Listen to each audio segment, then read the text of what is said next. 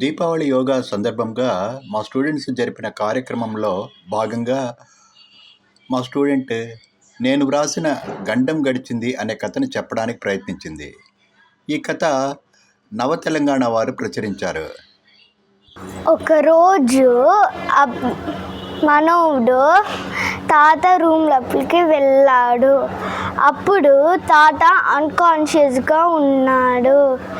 బిన్నెగా వాడిపోయి అమ్మా నాన్నది చెప్పాడు. బిన్నెగా అంబులెన్స్ వచ్చి హాస్పిటల్లో అడ్మిట్ చేశారు.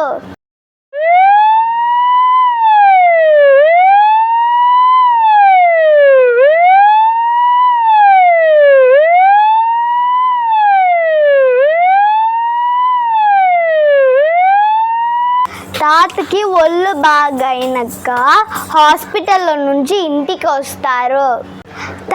తాత నీకెందుకు ఈ ప్రాబ్లం వచ్చింది అతని మనవుడు అడుగుతాడు. అంతా నీ వల్లే జరిగిందిరా. నువ్వేం చేసావు తెలుసా? నేను జ్వరం అని పడుకున్నాను, ఏసీ రూమ్లో పడుకున్నాను. నువ్వు వచ్చి ఏం చేసావు? సురసుర కంపి కాల్చావు. కాలిస్తే అదేమైంది? ఆ పొగంతా ఏసీ రూమ్లో అట్లే ఉండింది.